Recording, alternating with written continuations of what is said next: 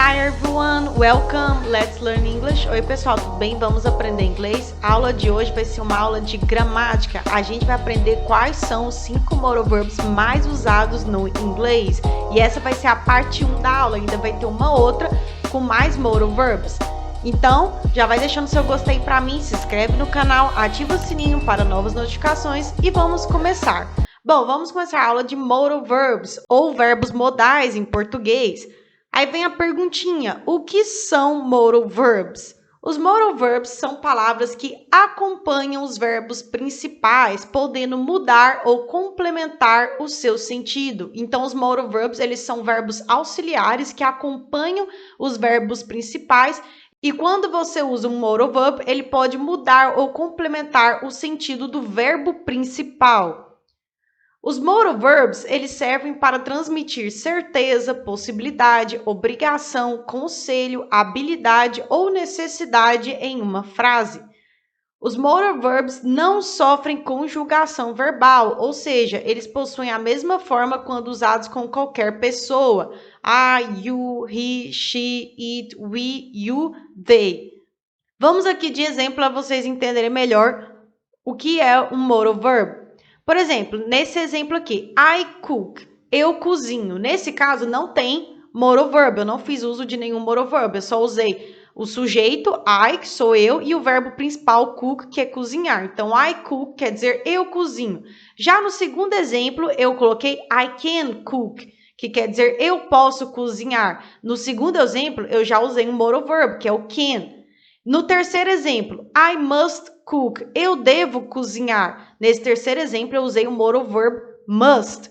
Então, como você viu aí, no primeiro caso eu não usei o moral verb, no segundo eu usei o moral verb can, e no terceiro caso eu usei o moral verb must. Você viu aí que mudou o sentido da frase quando eu coloquei o moral verb, e dependendo do moral verb que eu uso, vai mudar o sentido da frase. Por exemplo, na primeira fase, onde eu não coloquei nenhum verbo modal, só ficou I cook, eu cozinho, no presente simples normal. Já no segundo caso, que eu coloquei I can cook, esse can mudou completamente o sentido da primeira frase, certo? I can cook quer dizer eu posso cozinhar. É diferente de simplesmente I cook, eu cozinho. No segundo caso ficou I can cook, eu posso cozinhar. O moral verb mudou o sentido do verbo principal, ele mudou o sentido da frase. Eu não estou simplesmente querendo dizer eu cozinho, eu quero passar para a pessoa que está me ouvindo o sentido de eu posso cozinhar. E já no terceiro caso, I must cook, eu devo cozinhar, já está diferente tanto do segundo quanto do primeiro caso. No terceiro caso, eu já estou falando que eu devo cozinhar. Então, dependendo do moral verb que você usa, ele pode passar o sentido de possibilidade, obrigação, certeza, necessidade, depende do moral verb que você usar e do contexto da frase. Já no terceiro caso, o moral verb mudou o sentido para uma obrigação, no sentido de I must cook, eu devo cozinhar. Então, isso aí é para vocês perceberem o que é um moral verb. Ele é um verbo auxiliar que pode mudar ou complementar o sentido do verbo principal. E qual é o verbo principal? Nesses 3 exemplos que eu dei, cook, que é cozinhar, e o moral verb no segundo caso é o can, e no terceiro caso é o must.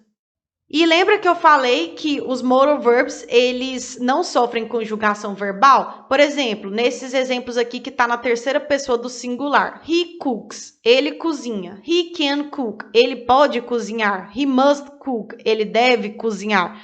No primeiro caso aí, eu não usei moral verb nenhum, então eu tive de conjugar o verbo principal na terceira pessoa do singular. Eu já expliquei isso melhor na aulinha de como conjugar um verbo na terceira pessoa no singular, o link tá aí na descrição.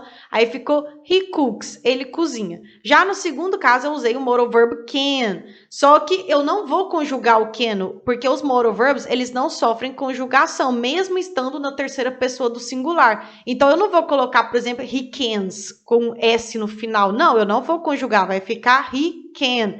E eu também não vou conjugar o verbo principal. Veja aí que eu coloquei o cook na sua forma infinitiva sem o to. Porque lembrando das aulinhas anteriores que eu já expliquei que um verbo na sua forma infinitiva, ele vem com a partícula to. Por exemplo, to cook é sua forma infinitiva, mas aí nesse caso você tira a partícula to e fica só cook, que é o verbo no infinitivo sem o to. Então, quando eu usar um modal verb, eu não vou conjugar ele, independentemente da pessoa que eu utilizar. He can cook. Ele pode cozinhar. E no terceiro caso aí, eu utilizei o must como modal verb. He must cook. Ele deve cozinhar. Eu não vou conjugar o must, mesmo estando na terceira pessoa do singular. Então, eu não vou colocar he musts. Não, eu vou colocar he must na sua forma original. E o cook também, ele vai ficar em sua forma infinitiva sem o to, que é o verbo principal. Então, fica he must cook e não he must cooks. Não, vai ficar he must cook.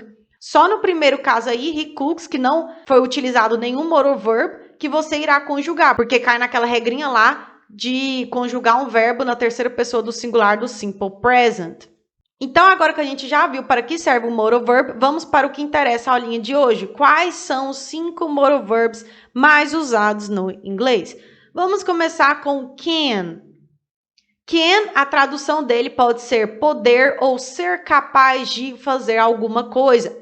O can, ele é usado para expressar habilidades, ou seja, ser capaz de fazer algo. Ele pode ser usado também para expressar possibilidades ou para pedir permissão. Vamos de exemplo. I can sing. Eu posso cantar ou eu consigo cantar. Como você pode ver, eu utilizei o can aí, que é um modal verb, e no caso aí ele está falando sobre uma habilidade, ou seja, eu sou capaz de fazer algo, eu tenho uma habilidade. Qual que é a minha habilidade? Cantar. Eu sei cantar, ou eu posso cantar, ou eu consigo cantar. Esse I can sing, ele pode, dependendo do contexto da frase, passar 3 significados. Ele pode querer dizer eu posso cantar, eu consigo cantar ou ainda eu sei cantar. Ele está expressando aí uma habilidade. I can sing. Eu posso, eu consigo, eu sei cantar. Outro exemplo. Can I go out tonight? Posso sair esta noite? Eu utilizei you can. E nesse segundo caso, eu estou utilizando o can para pedir uma permissão. Can I go out tonight? Eu posso sair esta noite? E o terceiro caso aí. We can visit our friend. Podemos visitar nosso amigo. Nesse terceiro caso, eu utilizei o can. E o can aí, no terceiro caso, já está expressando uma ideia de possibilidade. No sentido, olha, nós podemos visitar o nosso amigo. É uma possibilidade, é algo que a gente pode fazer. Então, nesse terceiro caso, já expressa uma ideia de possibilidade. We can visit our friend. Podemos visitar nosso amigo. Atenção, para formar uma frase negativa usando can, basta acrescentar o not, ficando cannot. E atenção, observe aí que esse cannot é junto. Normalmente, quando você coloca alguma palavra no negativo, o not vem separado. Mas nesse caso do cannot aí, é uma exceção. Você escreve ele junto, cannot junto. Essa é a forma negativa de can. E atenção também, a forma abreviada de cannot é can't. Então, tanto faz se eu usar um ou outro. Cannot e can't são a mesma coisa. A diferença é que can't é a forma abreviada de cannot. Vamos de exemplo. I cannot forget him. Eu não posso ou eu não consigo esquecê-lo. E no segundo caso, I can't forget him. Eu não posso ou eu não consigo esquecê-lo. Perceba aí que eu usei cannot no primeiro caso e no segundo eu usei can't. Os dois significam a mesma coisa. A diferença é que can't é a forma abreviada de cannot. Então, I cannot forget him. Eu não posso esquecê-lo ou eu não consigo esquecê-lo. I can't forget him. Eu não posso esquecê-lo ou eu não consigo esquecê-lo. Atenção, para formar uma frase interrogativa, ou seja, uma pergunta, usando can, basta colocar o can na frente do sujeito. Então, vamos exemplo de uma pergunta aqui usando can. Can you sing? Você pode cantar, ou você consegue cantar, ou ainda você sabe cantar. Can you sing? Veja aí que eu utilizei o can, que é o verbo modal, ou seja, eu iniciei a frase interrogativa pergunta com can, aí em seguida veio o sujeito, you, que é você, e só por fim que veio o verbo principal, sing, que é cantar. Então, quando você faz uma pergunta, o verbo modal can vem na frente do sujeito. Então, fica verbo modal, sujeito e verbo principal. Can you sing? Você pode cantar, ou você consegue cantar, ou você sabe cantar.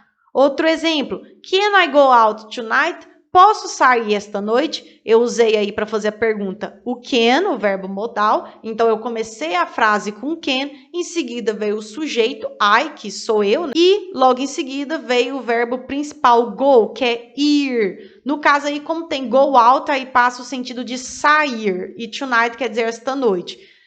Então, can I go out tonight? Posso sair esta noite? Verbo modal, sujeito e verbo principal. Isso quando é pergunta. Numa frase afirmativa ou negativa, o sujeito vem na frente do verbo modal, como a gente viu. Por exemplo, I can sing ou I cannot sing. Então, vamos agora para o segundo verbo modal mais usado no inglês, que é o could. O could, a tradução dele quer dizer poderia ou conseguiria. O could, ele é usado de duas formas. Ele pode atuar como o passado do verbo can, ou ele pode ser usado para expressar habilidades, possibilidades, fazer um pedido ou pedir permissão. Vamos primeiro ver o could como passado de can. O could, quando ele atua como passado de can, ele é usado normalmente para falar sobre o que alguém ou algo era capaz de fazer no passado ou o que era permitido fazer. Exemplo: When I was younger, I could eat a whole pizza. Quando eu era mais nova, eu conseguia comer uma pizza inteira. Veja aí que eu utilizei o could. E esse could aí foi utilizado para relembrar uma coisa que eu fazia no passado, ou seja, uma habilidade que eu tinha no passado. Olha, quando eu era mais nova, eu conseguia comer uma pizza inteira. Veja aí que o could está atuando meio que como passado de can, porque se eu usasse o can, I can eat a whole pizza, fica no presente a frase. Eu consigo comer uma pizza inteira, ou eu posso comer uma pizza inteira. E quando eu uso I could eat a whole pizza, eu já estou referindo a algo feito no passado, é como se fosse o passado de can. Olha, eu conseguia comer uma pizza inteira, eu podia comer uma pizza inteira. Então, está relembrando uma habilidade ou uma capacidade, alguma coisa que eu era capaz de fazer no passado. When I was younger, quando eu era mais nova, I could eat a whole pizza. Eu conseguia comer uma pizza inteira. Outro exemplo. I could speak Japanese. Eu sabia falar japonês. Eu usei aí o could nesse segundo exemplo e está falando de uma habilidade do passado. Eu podia, eu sabia, eu conseguia falar japonês. Isso ficou no passado. I could speak Japanese. Eu sabia falar japonês.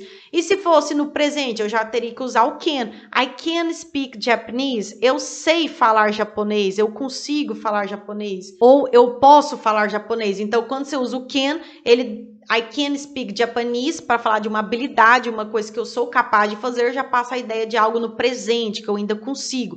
E quando eu uso could para se referir à habilidade ou a algo que eu era capaz de fazer, já passa uma ideia do passado, que eu conseguia, mas não consigo mais. I could speak Japanese. Eu sabia falar japonês. Então, essa é uma forma de usar o could. Agora, vamos ver como usar o could como modal verb. O could, ele também pode ser utilizado para expressar habilidades, possibilidades, fazer um pedido ou pedir permissão. Vamos de exemplo. We could watch that movie today.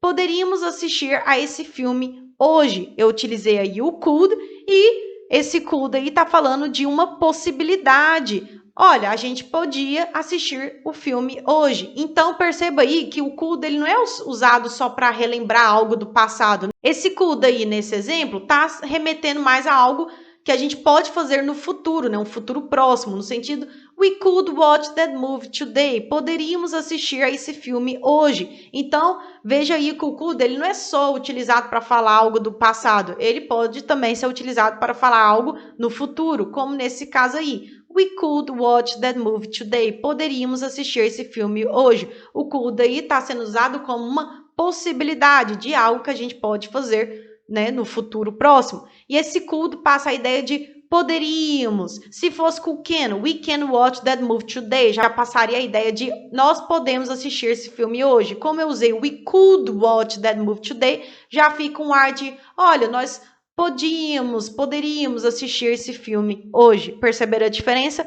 O outro exemplo aí, I could swim fast. Eu conseguia nadar rápido. Esse could aí no segundo caso já está passando uma ideia de uma habilidade. E aí já está no sentido do passado. Até naquele primeiro exemplo que eu dei lá, o could como passado de can.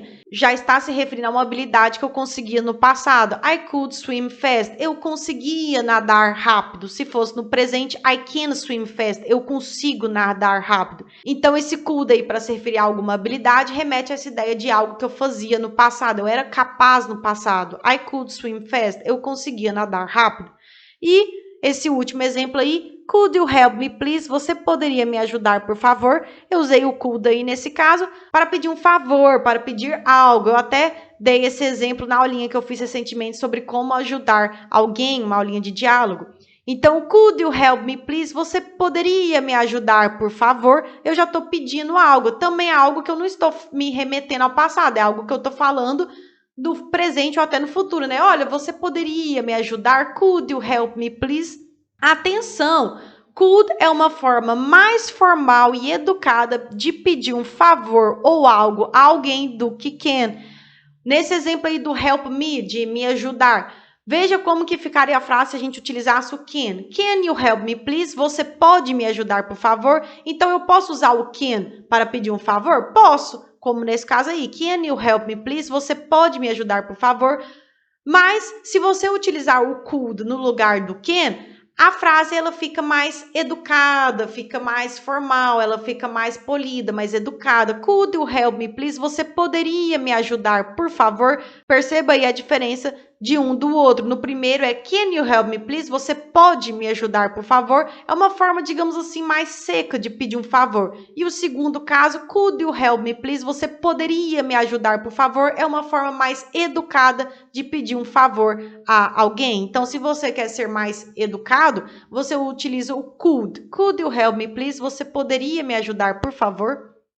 Atenção! Para formar uma frase negativa usando o could, basta colocar o not, ficando could not. E aí, o could not já é separado. Lá no cannot é junto. Agora, could not já é separado o que você escreve. Atenção! A forma abreviada de could not é couldn't. Então, couldn't é a mesma coisa que could not, só que é uma forma mais abreviada. Vamos de exemplo. I could not finish my homework yesterday. Não consegui terminar o dever de casa ontem. E o outro exemplo, I couldn't finish my homework yesterday. Não consegui terminar o dever de casa ontem. No primeiro caso, eu usei o could not e no segundo, o couldn't. É a mesma coisa. A diferença é que o couldn't é a forma abreviada de could not, mas os dois remetem a uma frase no negativo, ou seja, I could not, eu não consegui, ou I couldn't, eu não consegui. Está no negativo. Atenção, para formar uma frase interrogativa usando could, basta colocar o could na frente do sujeito. Então, vamos de exemplo. Could you help me, please? Que foi o que a gente até viu anteriormente. Você poderia me ajudar, por favor? E um outro exemplo. Could I speak to Mr. Jones, please? Posso falar com o Sr. Jones, por favor? Nesses dois casos aí, eu utilizei o could na frente do sujeito, né? No primeiro caso, o sujeito é you, você. E no segundo caso, o sujeito é I, eu. E, em seguida, veio o verbo principal. No primeiro caso é help, ajudar, e no segundo caso é speak, falar. Could you help me, please? Você poderia me ajudar, por favor? Could I speak to Mr. Jones, please? Posso falar com o Sr. Jones, por favor? Agora, vamos para o terceiro verbo modal, mais usado no inglês, que é o may. O may, a tradução dele pode ser pode ou poderia. O may, ele é mais formal, ele é usado para expressar possibilidades, fazer um pedido ou pedir permissão. Vamos de exemplo. Teacher, may I go to the bathroom? Professora, posso ir ao banheiro? Veja aí que eu utilizei o may e ele está sendo usado aí para pedir permissão. Teacher, may I go to the bathroom? Professora, posso ir ao banheiro? Então, quando você fala com alguém com mais autoridade que você quer falar mais formal, você utiliza o may para pedir permissão. Teacher, may I go to the bathroom? Professora, posso ir ao banheiro? E esse may aí está no sentido de pedir permissão. Vamos de outro exemplo. It may rain on Monday. Pode chover na segunda-feira. Eu utilizei o may nesse segundo exemplo. E o may aí ele já passa a ideia de possibilidade. Olha, pode chover na segunda-feira. Não é certeza, mas é uma possibilidade. It may rain on Monday. Pode chover na segunda-feira. E um terceiro exemplo. You may not enter this room. Você não pode entrar nesta sala. Nesse terceiro exemplo aí, eu usei o may seguido do not, né? Essa frase aí tá no negativo, you may not. E tá falando de algo que é proibido, né? Ou seja, não é permitido. You may not enter this room. Você não pode entrar nesta sala. Ou seja, você não tem permissão para entrar nessa sala, porque tá no negativo. Atenção, para formar uma frase negativa usando may, basta colocar o not, ficando may not, que foi até o que a gente viu no último exemplo. You may not enter this room. Você não pode entrar nesta sala. A gente utilizou aí o may not, que é para simbolizar que a frase está no negativo.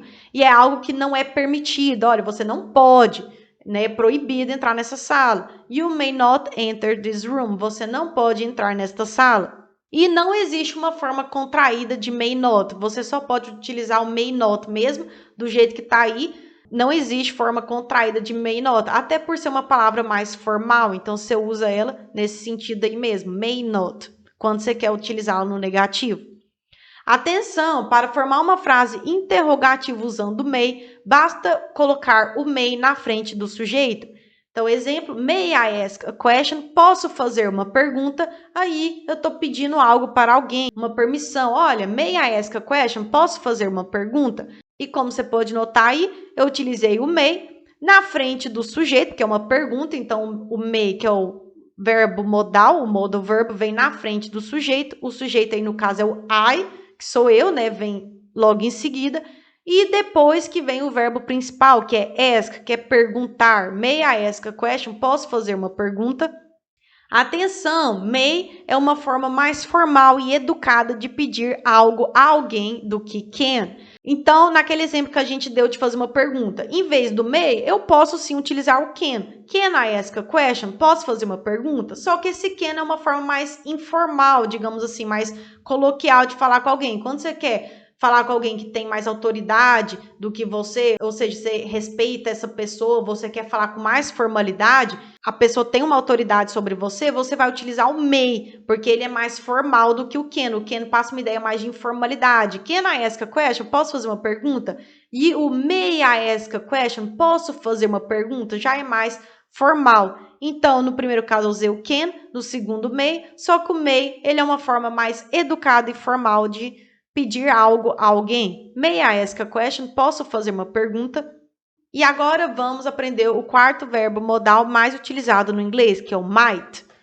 O might, a tradução dele pode ser pode ou poderia. Ele é usado para expressar possibilidade. Vamos de exemplo. I might go to the beach today. Talvez eu vá à praia hoje. Eu utilizei o might aí no caso e ele está falando de uma possibilidade. Olha, talvez eu vá para a praia hoje. Eu ainda não tenho certeza. É uma possibilidade. I might go to the beach today. Talvez eu vá para a praia hoje. Outro exemplo. I thought he might be thirsty. So I brought him water. Achei que ele poderia estar com sede. Então trouxe água para ele. Veja aí que eu utilizei o might nesse segundo caso para falar de uma possibilidade. Então, I thought he might be thirsty. Olha, eu achei que ele poderia estar com sede. So, I brought him water. Então, eu trouxe água para ele. Então, o might você usa aí quando você quer falar de uma possibilidade. Atenção, might passa uma ideia de que algo é menos provável de acontecer do que quando usamos may em uma frase. Então, nesse caso aí, I might go to the party. Talvez eu vá à festa. Em vez do might, eu posso utilizar o may? Posso. I may go to the party. Eu devo ir à festa.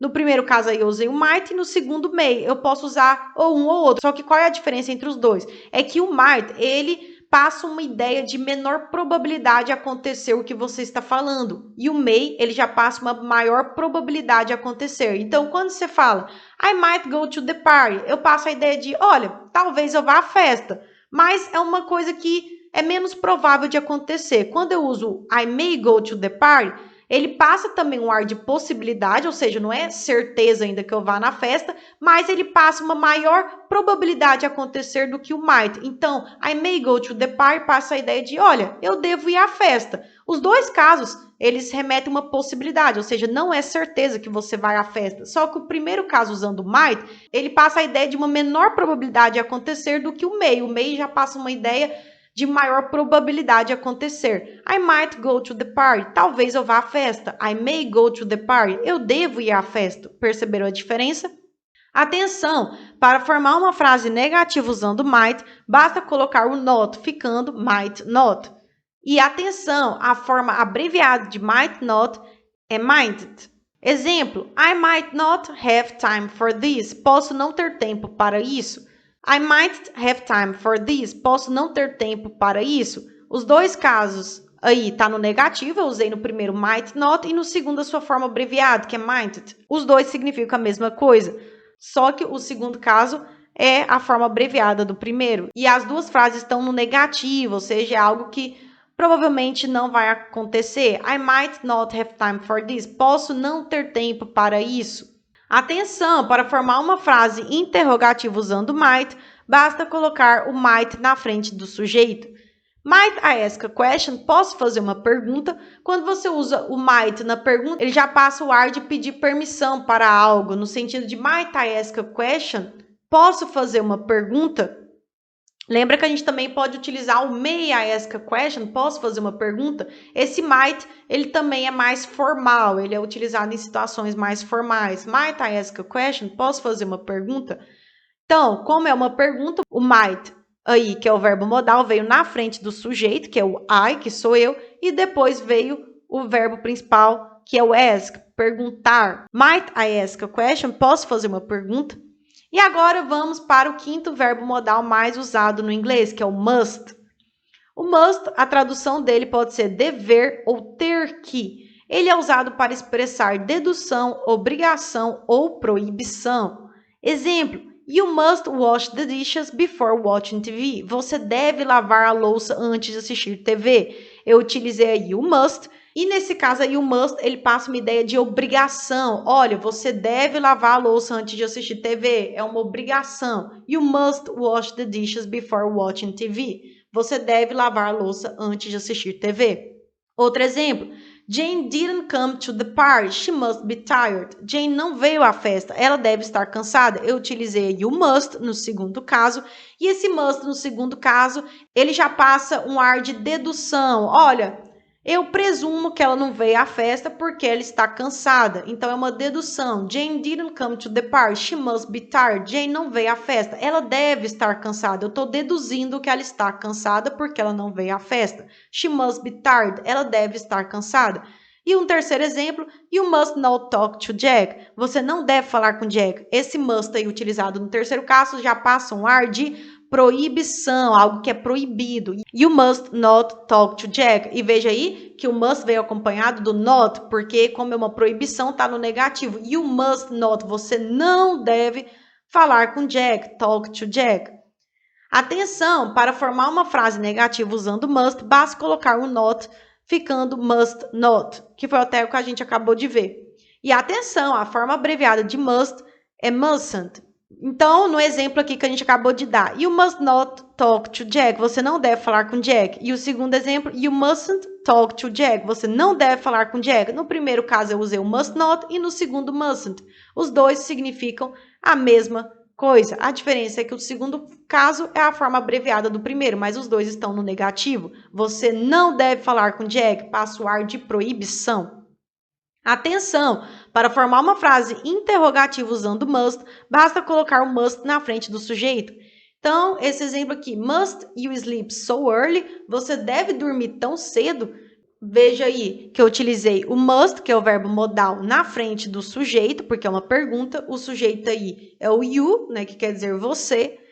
E o verbo principal é o sleep, que é dormir. Então, must you sleep so early? Você deve dormir tão cedo? Então é isso, pessoal. Esses foram os 5 verbos modais mais usados no inglês. Ainda vai ter a parte 2, onde eu vou ensinar outros 5 verbos modais também muito usados no inglês. Então, se você gostou dessa aulinha, já vai deixando o gostei pra mim, se inscreve no canal, ativa o sininho para novas notificações, comente aí embaixo o que você achou e muito obrigada por assistir. Thanks for watching. Bye bye. Tchau, tchau.